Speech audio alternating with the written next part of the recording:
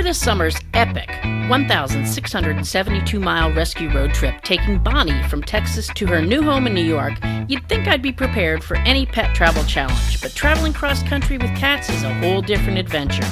In this episode, I'm joined by renowned cat behavior expert LeeAnna Buis to unpack the unique challenges of traveling with cats and share essential tips for a calm, stress-free journey. From pre-trip planning to handling surprises on the road, LeeAnna's advice is a must for anyone planning to travel with cats, dogs, or both.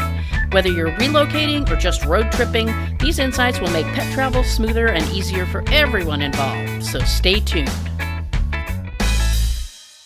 Welcome to Muddy Paws and Hairballs. I'm your host, Amy Castro, and with me today is LeeAnna Buis, the certified feline training and behavior specialist with Feline Behavior Solutions. She earned her certification through the Animal Behavior Institute, and then she's also fear-free certified. She works virtually with people all over the world who are having issues with their pets, including doing things like introducing pets to each other, soiling issues, fear issues, and dealing with aggression, which are all things that are near and dear to my heart because those are oftentimes the reasons that people give up their pets to rescues like ours. So, LeeAnna, thank you so much for being here with us today. My pleasure. Thank you for having me. Awesome. So we're going to talk today about traveling with cats. And I really was interested in doing this segment because, first of all, I've never thought about actually taking trips with my cats, but I've seen a lot of videos of people that do travel, and maybe live in a full-time RV with their cats. And I always wonder how that would work. But I am planning a big trip with my 4 dogs and 3 cats. And I'm already panicking about it because That's so many animals. I know. Now, one of them, there is at least one amongst the 7 that I can still hold out hope might be adopted before I actually have to leave, but that's still going to leave me with 6 of my own pets. So we want to make it as painless as possible. I think the dogs are going to be fine, but I really worry about how I'm going to manage that with cats. So that's why I wanted to talk to you today, is how can I do this without driving my cats crazy? So before we dive into the nitty gritty, how did you come to becoming a feline behavior expert? I was one of those people. I've had a cat in my life since literally the day I was born. I came home from the hospital, there was a cat there. And I truly believed that I knew everything there was to know about cats. My friends called me the cat whisperer. And then I adopted a cat that I couldn't figure out. He had aggression issues. He was stressed. I couldn't introduce him to my other cats well. I just couldn't manage him. He was too much for me. Mm-hmm. And luckily around that same time, I learned about the existence of feline training and behavior experts. Not a lot of people know that's a thing. You can get a trainer to help with your cat the same way you can with your dog. And so luckily, I just happened to discover this as I was working with an amazing group called Preventive Vet. And so I hired a behavior consultant to work with me. And by the end of that call, I realized that I knew nothing about cats. I honestly could see so many places where I had gone wrong. I hadn't treated my cats the way that I should have because I didn't know what I was doing. And after that call, I could see, okay, that was my fault. That was my fault. This I made worse. This I made worse. And so I felt a lot of heaviness and guilt about that. And also, I was just absolutely fascinated by all the things I learned. Cats are incredible and complex and interesting. And I was not appreciating that about my cats. So I immediately looked into certification so that I could tell everybody all the things that I had learned, and ended up actually working with the person that I did that consultation for. So it was Dr. Marcy Koski, who owns Feline Behavior Solutions, is the one who did my consultation and then ended up hiring me. So now we work together. Oh, great. It's interesting that we're having this conversation, especially today, because we just had 2 cats returned for behavior issues, for aggression towards the resident cats. Oh, and it breaks my heart. Yeah. And what's interesting is, and I'm not a feline behaviorist, and I'm probably giving bad advice, but we're not going to go too far down that subject because that's not what this episode is about. But, it was interesting that these cats came from a multi-cat environment, and yet we're not adapting to a multi-cat environment. Well, and just the super quick answer, just because cats are good with cats in one situation does not mean they're going to be in any situation, right? Cats are designed not to like stranger cats. It's how they stay alive in the wild is, uh-oh, there's a stranger cat that could attack me, kill me, steal my resources, etc. Right? So they're not designed to be buddies. And this is one of those places where cats are very different than dogs because dogs can learn other dogs can be friendly. Cats don't have that same kind of building block internally. So each time there's a new cat, there needs to be a new careful introduction to show those cats that they're safe together. But also, there are a million things that can influence how well cats get along. The way the space is set up, the resources around the space, the feeding schedule, whether they're hungry between meals, the kind of play they get, right? All of those things can impact how well cats get along. So if you go from a situation where it's set up really well into a situation that's not well designed for two cats, they may have a totally different reaction to each other. Even the same cats can have a different reaction in different environments. But the good news about that is that there's a million things that we can do to try to help cats get along. Most of my work is introductions that are not going well. We may have to do a whole episode on that. It's one of my favorite things to talk about because it's the biggest struggle that people have. Yeah. And there's so many things you can do to make it better. Yeah, we definitely need to schedule that. So we'll get on each other's calendars for another episode. Sounds good. Okay, so back to moving with cats or traveling with cats. What would be one of the biggest starting mistakes that people make when it comes to putting the cat in the car and off we go? Yeah, assuming that cats are like dogs. You know, my biggest fear with people who travel with their pets is that they're not prepared for the worst case scenario. And this is one of those instances where I think my innate desire to overplan is helpful. Yeah. Because cats are very different than dogs, right? The most important thing you can know about cats is that even though we call them domesticated house cats, we did not domesticate cats. We just let them come inside, right? Wild cats moved in and we let them.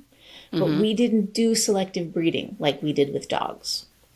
So the cats in our houses are not that much different than their wild ancestors were, which means they have the same needs, they have the same instincts, they have the same reactions to things that a wild cat might, right?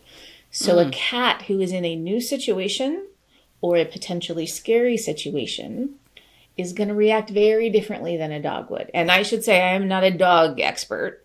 I just have had them and love them. Yeah. But dogs are more inclined when they're scared to look to their people for guidance. Cats are fight or flight, right? They are going to get the heck out of there. And if there's something standing in their way, they're going to fight their way through that thing to get the heck out of there. So there can be really big reactions to the different elements of a road trip that can be scary or intimidating for a cat. And so you want to be prepared for all of those so that you're not suddenly in a situation where your cat is gone on the side of the road in Kentucky, right? Yeah. So really just understanding cat nature is very different than dog nature, and you have to plan very differently for those trips.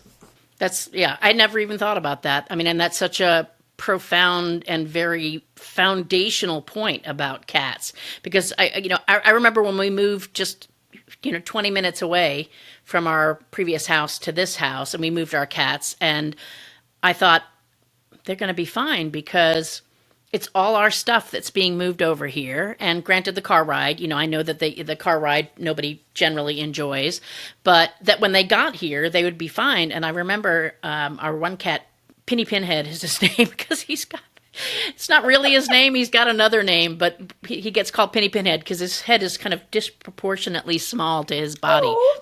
But he's just kind of a little funny looking. But he's probably the most laid back, whereas my other cat, Pickles, can look at the same ceiling fan she's been looking at for 15 years and be like, oh my gosh, what is that? And I was like, this is the same thing you've been looking at for 15 years. Anyway, I thought he would adjust just fine, and he spent almost the whole first day stuffed down the back of the sofa cushions. Like, I couldn't believe he was so freaked out by being in the new house.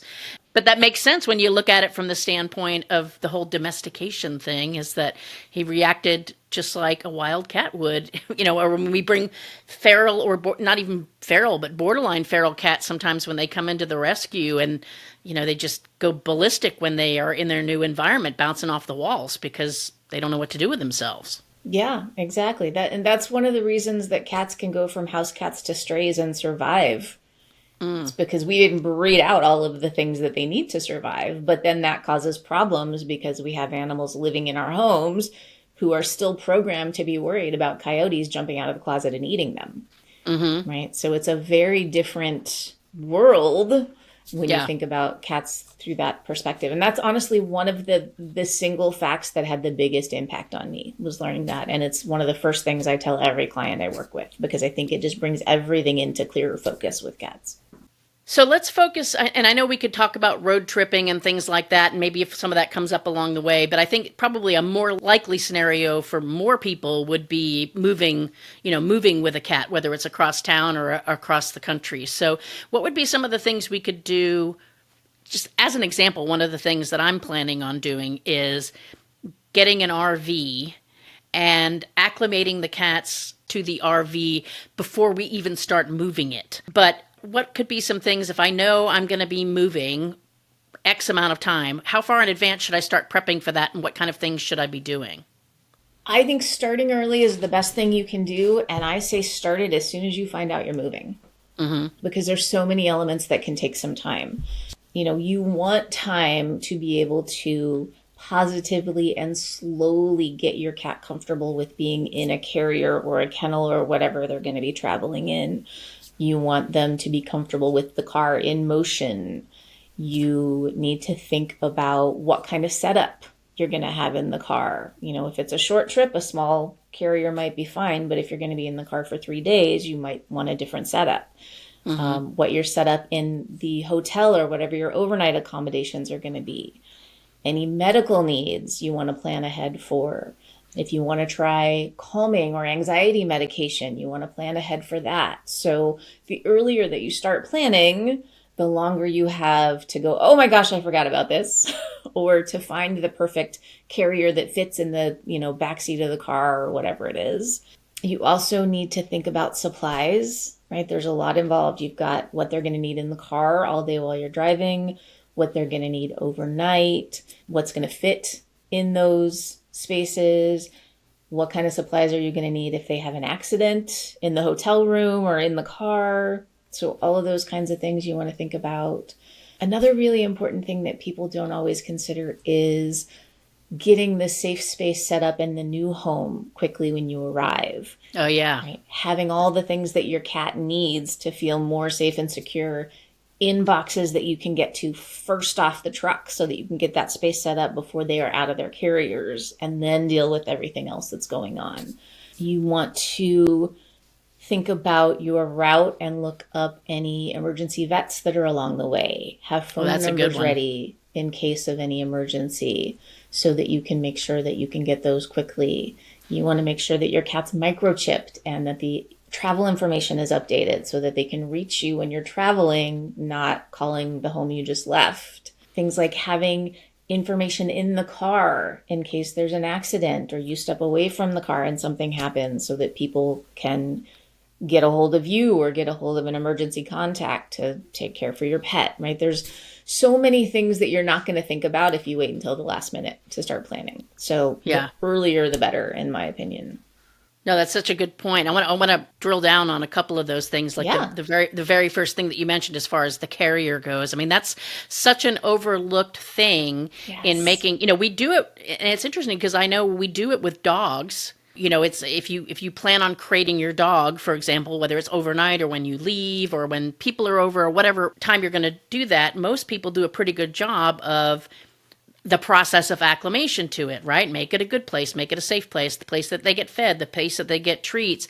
But yet with our cats, those carriers are packed up in the closet. And when you pull that carrier out, your cat suddenly disappears. Well, because nothing positive is ever associated with that carrier and getting jammed into it, right? So, even something as simple as leaving the carriers out and maybe putting some treats so that they walk in and out of it, as opposed to the first time they get into it is when you're stuffing it in as the movers are coming in the house. It's just think about what kind of scenario that creates for your pets. That's so huge. And the other thing was that moving box thing. I think that's so huge. One of the things that I've been looking at from a moving perspective is, to have a box, a human box of what would be the essentials, whether we take that with us in the car or whether it's, like you said, the last packed on the truck, so it's the first that comes out of the things that we would need to get started, like a roll of toilet paper, a roll of paper towel, that kind of thing. And so, maybe what we need is a human box and then a pet box with those, and, a couple of disposable, even if it's just disposable litter boxes, because you're planning on buying new ones when you move to your new place. But having those things easily accessible, and the microchip, I mean, that's just such a huge thing. And I would say, and I don't know what your feeling is on cat collars. I don't have collars on my cat, but I've thought about, well, what I've actually really been thinking about was harnesses with tags, and possibly even getting them used to in advance, because I've got time, having leashes on those harnesses, because I have this humongous fear about, I open the door, and maybe the better habit would be putting the cats back in their crates if we were going to have them out at night before we open the door. But let's just say by accident, the door gets open and the cat gets out, and it's got, it's got a microchip if anybody ever catches it, but, if it's got a tag, or if anybody scans it, but at least if it has a tag, maybe that would be more likely, quicker to get back to me, that kind of thing. I don't know what your thoughts are on that. Yeah, it's, so many times with cats, you're weighing the positive against the negative, and you just kind of have to pick one. I think breakaway collars are great. So a breakaway collar just means that if it gets caught on something, it's going to open up and release. Collar that does not do that, or a harness, while that gives you more control and also is less likely to fall off if your cat escapes, the danger is that those things can get caught up on stuff, because your cat is likely to go over fences, into trees, under shrubs, where things can get caught. So there can be danger associated with it too. So there's two sides of that coin. And if there's a leash attached to it, then there's even more chance that it can get caught on something. But I definitely think breakaway collars are great. Even, attaching like a tracking device, an Apple AirPod or something like that to the collar. Yeah, that's a great idea. So that if they do get out, you've got a way to track them, I think is a genius idea. One thing to mention about harnesses, and we may talk more about this later, so let me know if we need to come back to it. But sure. A lot of people have the idea that they can pop their cat in a harness and then it's just like walking their dog. And I just want to state for the record that no matter what the harness says, your cat can get out of it. Cats liquefy, and they just go floop, and they can get right out of any harness. I don't care what it says on the packaging. So, and when a cat is scared, their impulse is going to be get out of anything that's restraining them and get the heck out of there. Yeah. So I know we'll talk about it a little more, but don't rely on the harness as the thing that's going to keep you in control of your cat. It's not that way with cats. I've had my cat roll out of his harness multiple times just in our yard when we were walking and something scared him. Yeah. So as far as you were talking about calming and things like that, that was the other thing that I was thinking about. It's like, what could I give my cats, and should I give my cats something while we're traveling? I think calming medications, prescription medications, supplements, all of those can be great, with the disclaimer that I have no medical training whatsoever. Your vet needs to be the decision maker, or part of the decision-making team there. Keep in mind with things like natural calming supplements, cats can have very different reactions to those. I work with a lot of clients who use different calming supplements. I've tried them with my cats. Some cats will have a great reaction. Some cats will have no reaction at all. Just because it says it's calming doesn't mean that it's going to be calming necessarily for your cat. So you want to test those things. Same thing if you get a prescription from your vet. You want to test that stuff beforehand because you want to be able to adjust the dosage up or down. But also you want to know what to expect, because you don't want to be worried in the car, right? When I moved to Seattle with my 3 cats, this was way before I got into this business, so I didn't do a lot right and learned a lot of lessons. But I did do a calming medication, prescription medication, and I did test it a couple of days before, so I kind of knew what to expect. But the first hour and a half, the person that was with me, I had them like checking every 15 minutes to make sure cats were still breathing, because I was just nervous. So using it a few times beforehand so you know how they're going to react is going to make it easier on you in the car as well. Okay. So, yeah, I think those things are fantastic. I would honestly, as much as I would like to say don't medicate your cat, I would rather see a cat that's medicated and relaxed than a cat who's really, really scared. Yeah.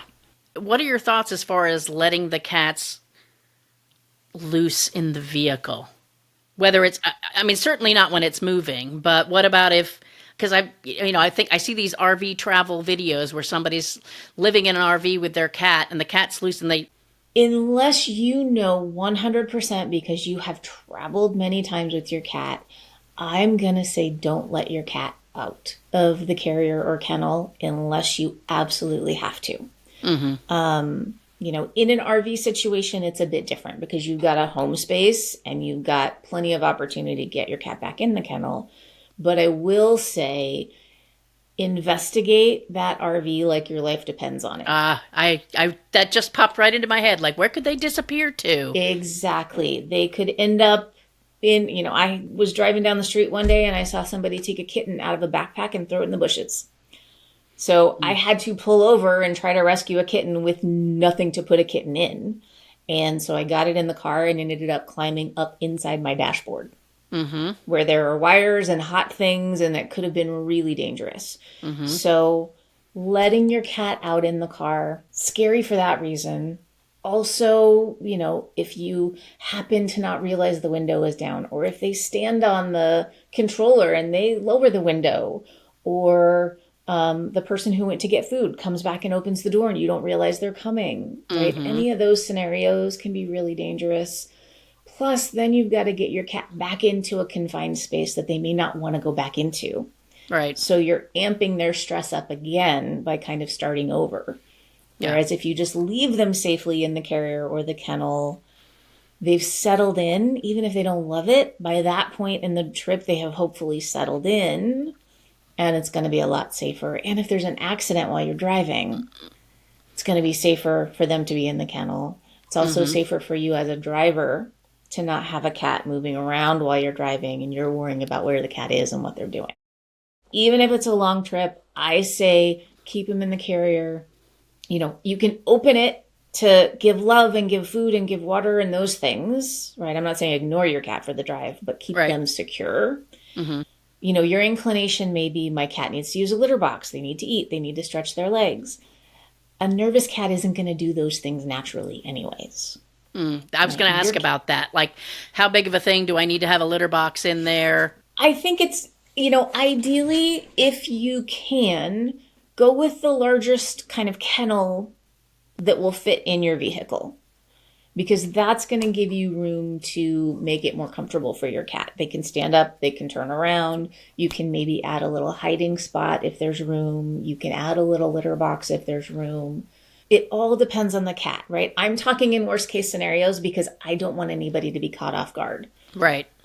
But your cat may be fine in the kennel the whole time you're driving. I just want you to be prepared if they're not. Yeah. And a nervous cat is unlikely to use a litter box, right? It's not like we need to take a break and let the cat use the box now while the dog is outside taking a pee break. Cats are not going to eliminate on cue. But also a nervous cat is just less likely to use a litter box. They may not eat well on the trip. They may not drink anything while you're driving. Sometimes I double check with your vet, but like a cat can go a good day or day and a half without peeing, and they can be okay as long as it's not from a blockage. So don't expect things to be normal. Yeah. And don't panic when they're not. Yeah. Well, and even when you travel with dogs, when we took that dog, it was 1,672 miles we drove with that dog, and she didn't poop for almost 48 hours, despite the fact that she was eating. What about if you have like I'm going to be traveling with 3 cats, and they don't always get along. So my inclination is going to be to try to figure out a way to have them each in their own space. But, if you're talking about space to move around, to have a litter box, to have a hidey hole, I'm not sure how doable that is. Is it a bad idea to put them in the same carrier? Yeah, God, that's another tricky one. A lot of it, I'm going to tell people, your cat better than anybody else does. Lean into your gut instinct on things like that. Just keep in mind that when cats are in a stressful situation, they can react differently to each other. So just because they're bonded doesn't mean that they're going to feel better in the same space. They may get nervous, and that can lead to some fighting. Yeah. So if You might you're want to not bring a backup crate just in case. Yes, that's perfect. Yeah. Something smaller that you can get one of them into if you need to. But if they do well together, then I think it's fine to try them together. People may be surprised, even like my cats were terrified of being in the car when I made my trip out here. But I only used the medication the first day. The second day, they settled in and just slept the whole time. But That's if we good. were just going to the vet 5 minutes away, they would have screamed the entire time. Again, this was before I knew how to work on those things. Right. So they may not be as stressed out as you think they're going to be once they get in and get settled. Is it a good idea to take them on car rides before your big trip, or is that just increasing stress? If you do it the right way, it's a great idea, right? Okay. So the idea when you're talking about getting a cat comfortable with anything that freaks them out, carrier, car rides, nail trimming, anything like that, is to start at a point where your cat is comfortable. Okay, so if they don't like being in their carrier, then maybe you start 3 feet away from their carrier. If they don't like driving in the car, then maybe you start sitting in the car with the car turned off, right? You start someplace where they're comfortable, and then you baby step up through the things that made them uncomfortable. You do it very slowly. You make it super positive, right? Treats, pets, verbal praise, all the things they love are happening. And the biggest advice I can give is avoid pushing past their comfort zone. And how do you know when you've hit that? You're going to look at body language. Okay. Right? You might notice little tiny things. You want to look for the smaller stuff when you can. Okay. So small things like fidgeting, or that tail kind of going from a leisurely swish to an agitated swish. The ears starting to turn, trying to look smaller, right? Like they're getting nervous, they're getting compact. Just general changes in their demeanor that show you they're a little less relaxed than they just were. Okay. That's your sign that step is too much. You want to back up. Because if you push past their comfort zone, they put their guard up and they keep it up. Yeah. Right. So if you baby step, super positive, avoid pushing too far, that's how you show a cat they don't have to be afraid of that thing. And actually, it's a really good thing because they got good stuff the whole time it was happening. Yeah.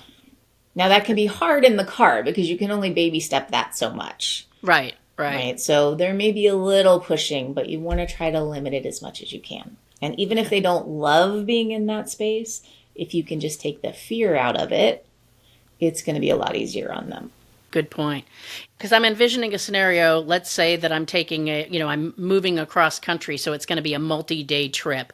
Is it better to push through as much as you can to make it fewer days, or is it better to stop more frequently, or is that also totally dependent on the cat? Sometimes I have this idea that maybe it's better, like once they get settled into those crates, to just get there as quick as you can get there versus, oh, I went 6 hours, I want to now get them out of the crate, or like you said, maybe we're not going to be doing that, or moving that crate into a hotel room where now it's a whole nother strange sights and sounds.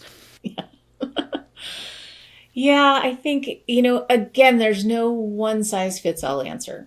I'm probably, especially if your cat isn't handling it well, I would lean toward the power through. Taking breaks while you're driving, I don't think is necessarily going to benefit your cat unless they're nice and relaxed. They just want to get out and move around in the car a little bit. They've done that before. It's safe, and they're going to be fine going back in their carrier. Then I say power through what you can. The overnight accommodations can be an opportunity for your cat to calm down a little bit, feel a little safer, maybe using the litter box, right? Because they're not in something that's moving and throwing them off balance and vibrating. But again, even in the hotel, I'm not a fan of let your cat loose in the hotel. Yeah. I like the idea of have a much larger pop-up kennel or enclosure that is big enough for a good sized litter box and a nice hiding spot and food and water, and they can move around a bit, but they're still secure.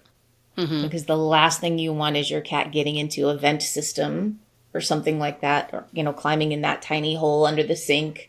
You don't know what people have left.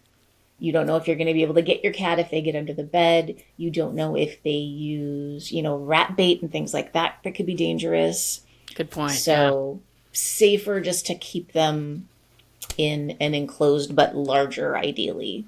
And there's some great pop-up kennel, like nylon pop-up kennels that can work really, really well. Give your cat lots of space as long as they're not nervous and trying to get out. A pop-up nylon kennel is fine. And that's something you could get in advance and put it in your living room. And that way it's familiar. It smells like them because they've walked in it, sat in it, rubbed their faces on it.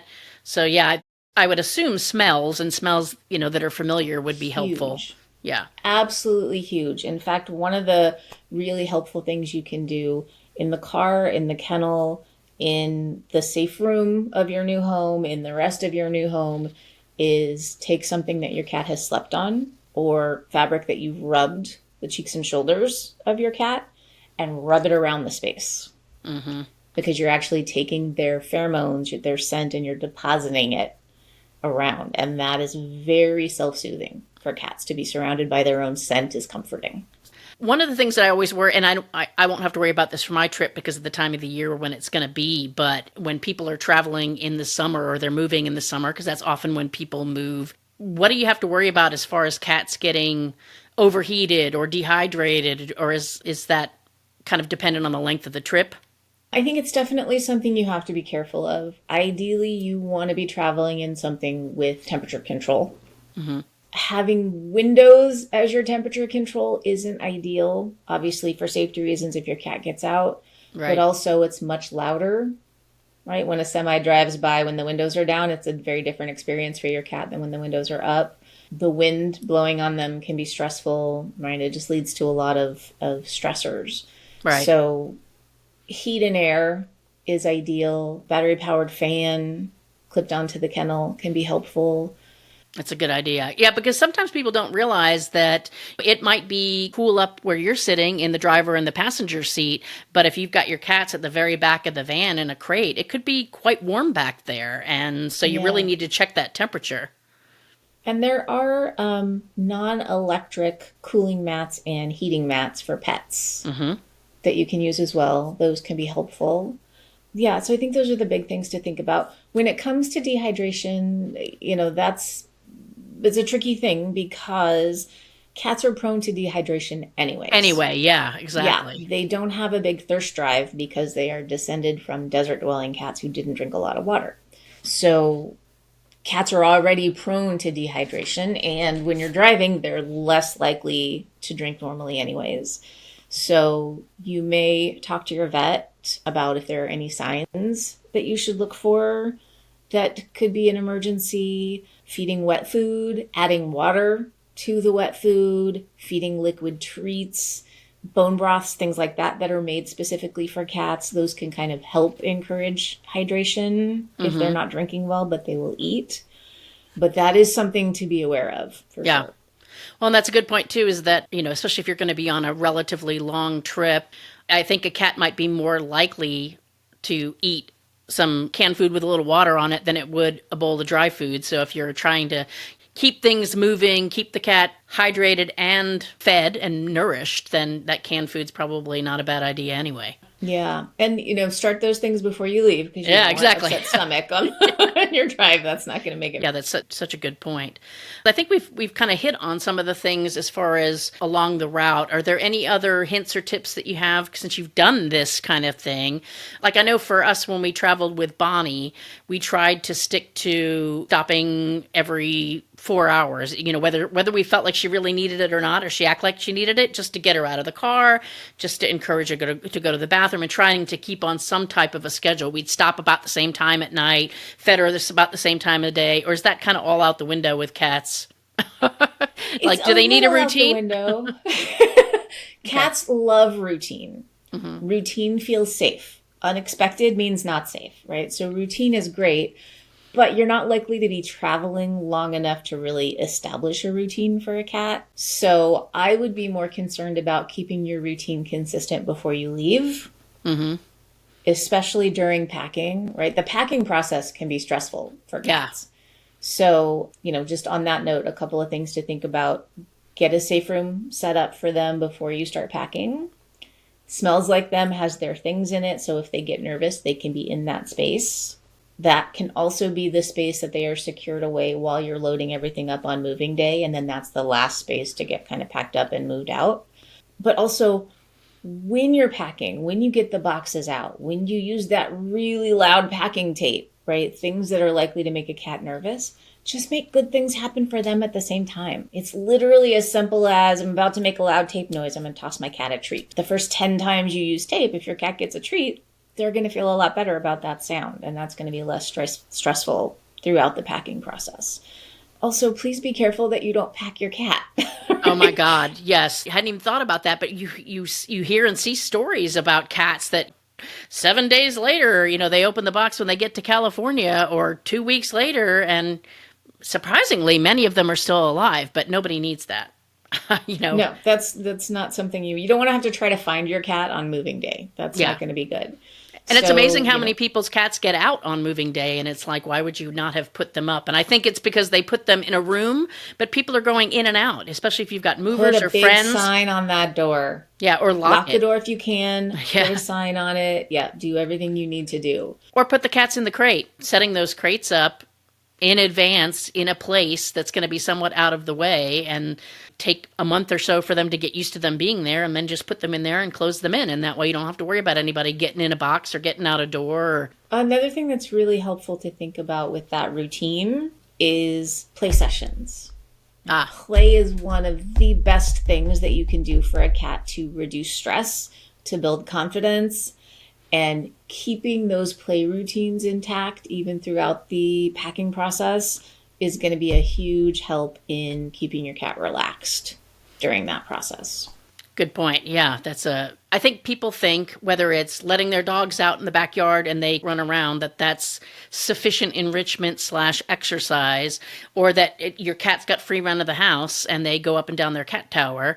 I just had the feather toy out yesterday morning, and I've got a cat with no eyes, and then I've got a 12-year-old cat, and I've got an 8-year-old cat, and all of them were playing with it. And it's just, I'm always surprised by the 12-year-old, because she just seems kind of like, oh, I'm so above this. She's looking at everybody being stupid and young, and like, oh, they're playing with that little ball. But boy, she loves that feather on the stick, the bird. That's like their favorite one. Oh my God, that is my absolute, I recommend it to every person I meet who has a cat. The bird is the absolute best one toy. Yeah, and there's a lot of feather toys, with on a stick, but the way that those feathers are put on that toy, that's why I like it for the blind cat, especially because, yes, I can drag it across the floor and it will make noise. But that cat will follow a fly through the house, smash it against a window, and eat it. And so, that sound is what really gets her attention. And that little brr, brr sound that it makes when it's new. Once somebody's gotten a hold of it, forget it. It's all destroyed. But in the beginning, when it's new and fresh, it makes a very distinctive noise, and you can see her head follow it. So it's pretty entertaining to watch the 3 different ages and abilities and how they interact with that toy. But yeah, it keeps them from smacking each other around a lot too, because they just burn off some steam doing that. So go back to that idea that we did not breed things out of cats, right? And that includes them being predators. Mm-hmm. Your cat is a predator. We didn't breed that out. So if you don't give them opportunities to hunt, they are going to find ways to meet that need themselves. They're going to be more stressed. They're going to be climbing the walls. They're going to be getting into things you don't want them getting into. So play that replicates hunting is one of the key factors in eliminating any unwanted behavior, reducing stress, even cat introductions. Play has such a big role in that. So it can definitely help make your move easier if you can keep that play going. Okay. Definitely. That's good advice. So you had mentioned, the safe space on the front end, and now we're talking about, okay, we've arrived at our new home. What would be your advice as far as what kinds of things to put in that safe room on the other end? Obviously we want to make sure, same rules from the front end, that the cat's not going to be able to get out, while the boxes are being moved in and things like that. But, beyond food and water in a litter box, are there other things that would help them acclimate to a new home better? Definitely, yeah. And I suggest this for any cat in any new space. So you want a smaller room so it doesn't feel overwhelming if possible. Basics, food, water, litter box, toys, of course. But you also want to think about hiding spots, right? Even if it's just a box with a hole cut in it or a chair with a towel draped over it, you want a hiding spot, at least one or two hiding spots. That's such a good point because, of course, you're moving to a new place, right? So you're going to pick some completely empty guest room, preferably something without carpet, right? And you're just going to throw the litter box and the cats and the stuff in there, and they're going to be bouncing off the walls. Yeah. Yeah. Such a good point. So things heavy with your scent, comforters, a soft chair, pillow, whatever you've got, things heavy with their scent, right? Their beds, their blankets, the cushion off the couch that they tend to sleep on, right? This is all the stuff that you want in the cat box so that you've got it easily available when you get there. So the room smells like them. They have places to hide. They have everything they need close by so they don't have to venture out to get to things they need. Set all that up while they're still in their kennel or their carrier. And then when you open that carrier, open it close to one of the hiding spots. So they can dart out. And this is going to be the hardest thing for people, leave them alone. Right? Yes, your cat finds comfort in you, but in this situation, you can be there and you can be giving verbal praise and things like that, but you bringing the cat out, trying to snuggle with them, trying to force play, anything like that, probably is going to make them more anxious, not less anxious. That's good to know. They need to feel safe when they poke their head out of that carrier the first time. They may go straight to a hiding spot. They may want to explore. They may hide for a week. They may want to see the whole house in an hour. You've just got to let them set the pace and just know that while you can be there and be a comfort, you cannot change their need to go at their own pace. So let them come out when they're ready. Let them play when they're ready. They still may not want to eat or drink or use the litter box right away. So I would just say it's a good time to get in touch with your vet and say, hey, it's been this long. At what point do we need to be concerned? So that you know. But really give them the time and the space to come out on their own. Tons of reinforcement and encouragement when they do. Right? Throw a little party the first time they come out of their hiding spot. You can leave treats around the room to encourage them. All of those things are going to make them feel more comfortable. But they also have to go through their pre-flight checklist of being animals who can be eaten by other animals who are in a new space. Good point. And what kind of, one of my biggest fears in moving, because I am not taking the vast majority of the stuff. This has been a great time for me to pare down on stuff. I say to myself, do I want to pay to move that? Do I like that enough that I'm going to pay to move that? And so I'm really getting rid of a lot of stuff, which means I'm going to be bringing in strange stuff. And as we have lived here in this house, when strange stuff comes in, it inevitably, somebody pees on it. I mean, it's just, and sometimes it's hard because we are running a rescue. And so life is a bit chaotic for my animals anyway. I realize that. But I certainly don't want to get there, set up my safe room, and then I buy new furniture. And then because I already know who's going to pee on it. It's the one with no eyes. She's the peer. And that makes perfect sense because that's her way to identify her spaces. If they don't smell like her and she can't see them, makes them extra scary. Yes. I also have people say, oh, well, my cat's never done this before, or when people will say they're having issues with soiling or aggression or something like that. It's like, when did it started? What's going on in the house? Oh, it's like, oh, yeah, we just moved into a brand new house. Well, that sort of explains why they peed on the counter, possibly anyway. But what can I expect on the other end and what should I watch out for and how can I prevent it, I guess, is an even better question. Thinking about ways that you can keep stress low. Routine, play sessions, a little extra attention, making sure that if you've got more than one cat, they're not fighting with each other, right? Those are things that are going to help keep stress low. Letting them slowly acclimate, right? So wait until they feel nice and relaxed and comfortable moving around their safe room, eating and drinking and using the litter box normally. Then crack the door and give them the option when they're ready to come out and explore other areas. tons of positive reinforcement when they do. Mm-hmm. So they immediately know that good things happen when they step out of that safe space. You can take, again, something they slept on, right? Something that smells like them. Rub that on new furniture. Anything new, you can rub it at cat nose height along the walls. That's going to help them feel like they're in less foreign space. Also, if there were previous pets in the home you're moving into, that can be a trigger. Yes. Right? So spreading your cat's scent around can really be helpful there. Trying to avoid forcing anything or pushing anything.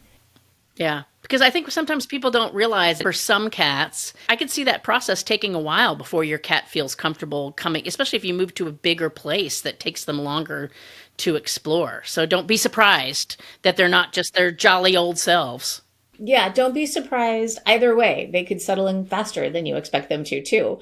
But yeah, there are a lot of things that you can do to help encourage, right? Rewarding brave behavior, rewarding them coming out and exploring, rewarding them going from more nervous to more comfortable.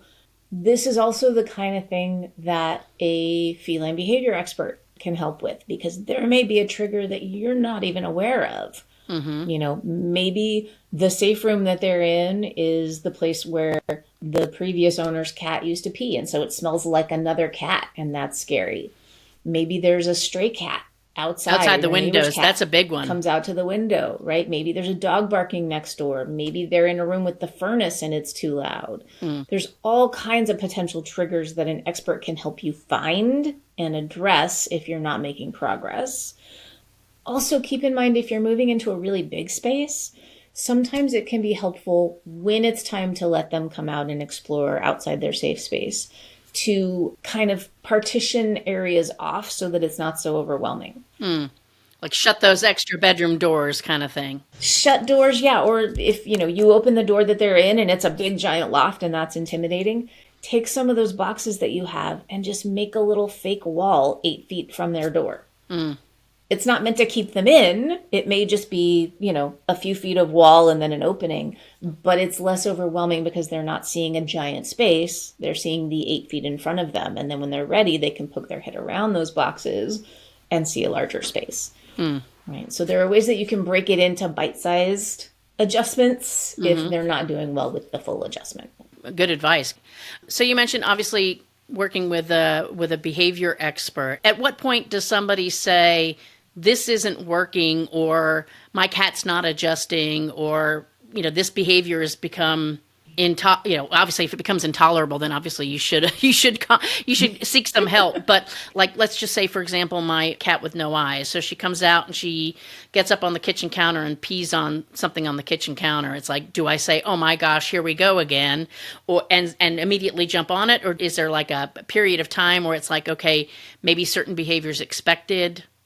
I would say it's never too early, because if your cat is having a reaction, there's something that can be done to help ease that reaction, right? Everything a cat does, they're doing for a reason.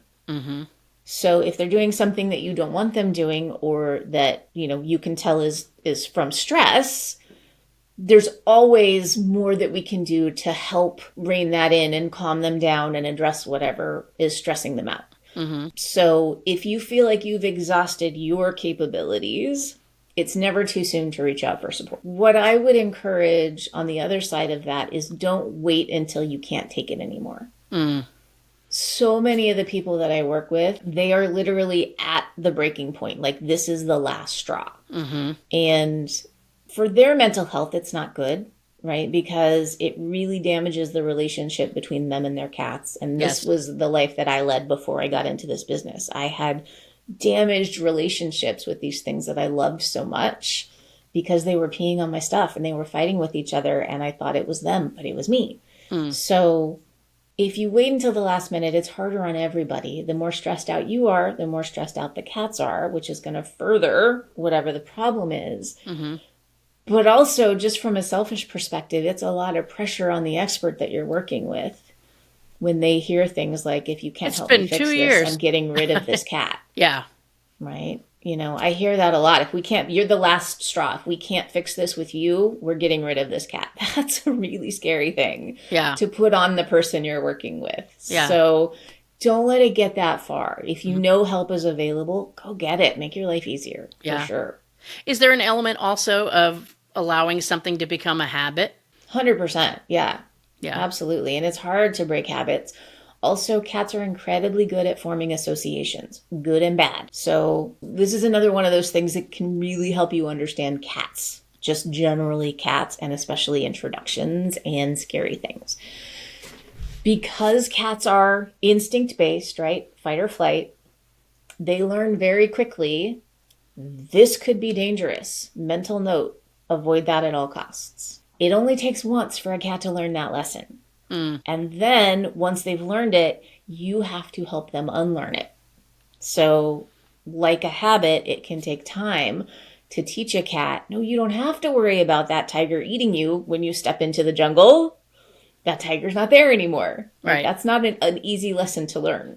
Yeah. So the longer those things go on, definitely the harder they can be to resolve. Doesn't mean it can't be done, though. Yeah. It just takes a lot more time and patience on your part.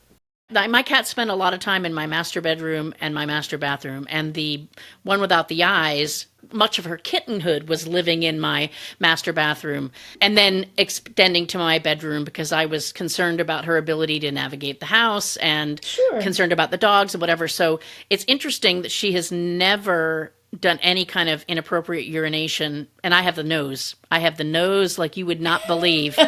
I can smell cat pee, and it may take me a while to find where somebody did it, but I will find it because it's like I can smell it as soon as I get, in a house. But she's never peed in my room. It smells like her. She feels safe there. Yeah, there are very specific reasons that cats will pee on things. It's either a medical issue, an emotional issue, or a litter box setup issue. Yep. So if none of those things are present in that space, because she feels nice and secure there, she has her needs met there, she doesn't have any need to. Yeah, exactly. I think the biggest things to keep in mind are just don't assume you know how your cat's going to react, good or bad, right? Prepare for worst case scenario just in case. Yeah, it's always better to be pleasantly surprised than disappointed. Exactly. Especially with something like this where you could lose your cat, right? You want it to be as safe as possible. Yeah.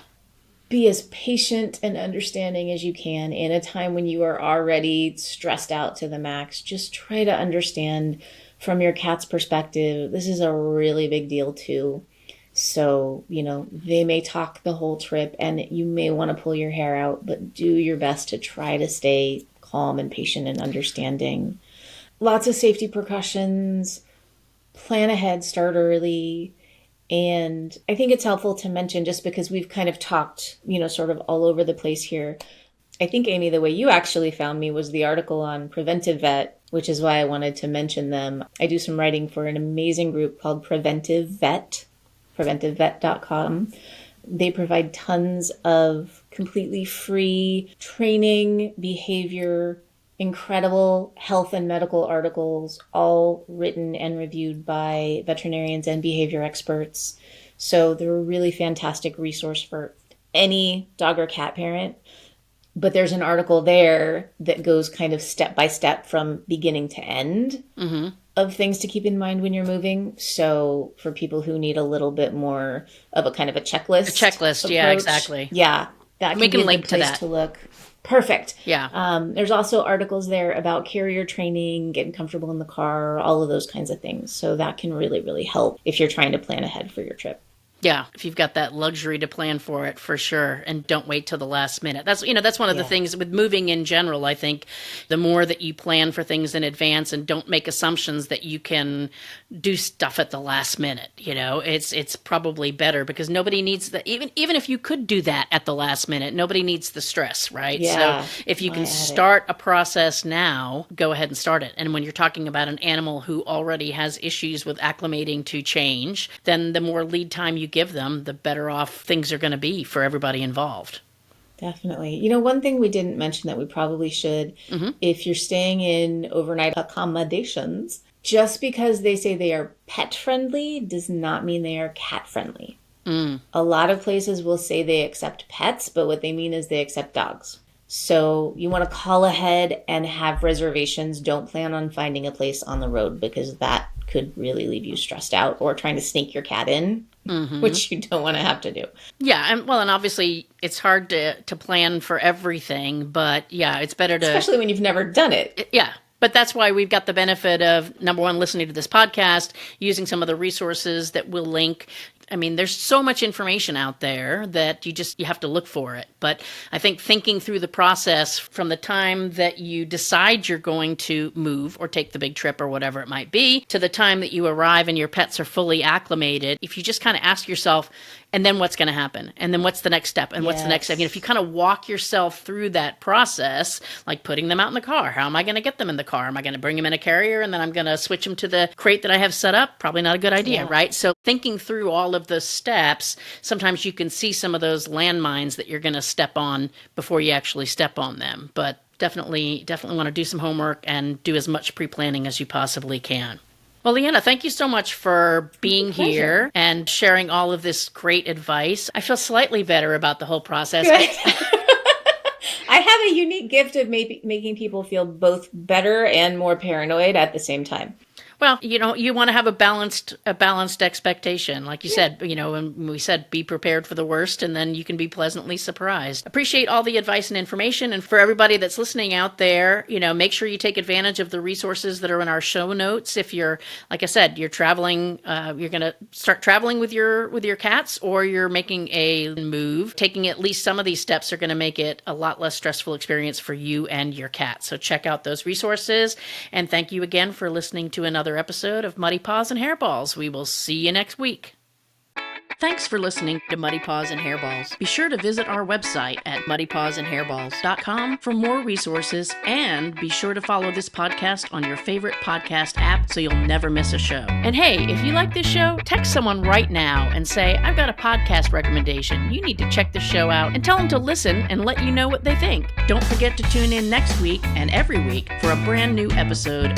And if you don't do anything else this week, give your pets a big hug from us.